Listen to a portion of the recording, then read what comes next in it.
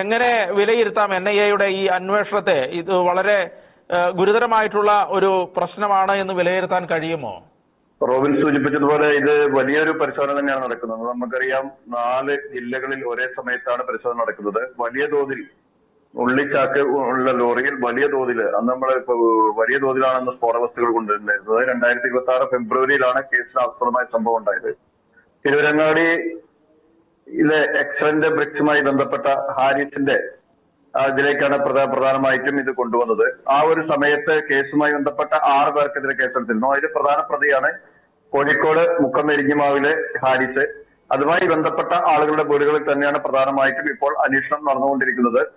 പ്രധാനമായിട്ടും ഇത് കൊണ്ടുവന്നത് അനധികൃതമായിട്ടാണ്. വലിയ തോതിലാണ് ലൈസൻസ് ഇല്ലാതെ അനധികൃതമായി കൊണ്ടുവന്ന സ്ഫോടക വസ്തുക്കൾ അന്വേഷണമാണ് ഇപ്പോൾ നടക്കുന്നത്. ഇവർക്കെല്ലാം തന്നെ, ഈ പ്രതികൾക്കെല്ലാം തന്നെ വലിയ തോതിൽ കരിങ്കൽ കോറികൾ ഉണ്ടെന്നാണ് പറയുന്നത്. കരിങ്കൽ കോറികളിലേക്ക് ലൈസൻസ് ഇല്ലാതെ വലിയ അളവിൽ പൊട്ടിക്കുന്നതിനായി കൊണ്ടുവന്നതാണ് എന്നുള്ള രീതിയിലാണ് അന്ന് അവർ മൊഴി നൽകിയിരുന്നത്.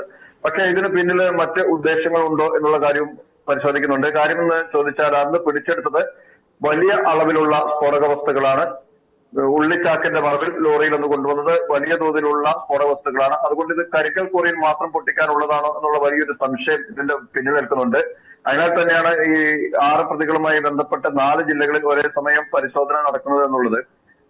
ഹാരിസിന്റെ ഭാര്യയുടെ മലപ്പുറത്തും, അതേപോലെ തന്നെ ഇതിന്റെ ഗോഡവണായ വണ്ടൂരിലടക്കം മലപ്പുറത്ത് 2ഇടത്തും, കോഴിക്കോട് ജില്ലയിലെ മുക്കം എരിഞ്ഞിമാവിലുമാണ് ഇപ്പോൾ പ്രധാനമായി ഇതുമായി ബന്ധപ്പെട്ടുള്ള അന്വേഷണം നടക്കുന്നത്. കണ്ണൂർ, കാസർഗോഡ് ജില്ലകളിലും 6 സ്ഥലങ്ങളിലായി ഇപ്പോൾ പരിശോധന പുരോഗമിച്ചുകൊണ്ടിരിക്കുകയാണ്. NIA സംഘം വലിയ ജാഗ്രതയോടെയാണ് ഈ പരിശോധന നടത്തുന്നത്. ഒരു ലാഘവത്തോടെ ഇത് കരിങ്കൽ കോറികളിൽ സ്ഫോടനത്തിന് കൊണ്ടുവന്നത് മാത്രമാണ് എന്ന് പറയാൻ കഴിയാത്തൊരു സാഹചര്യമുണ്ട്.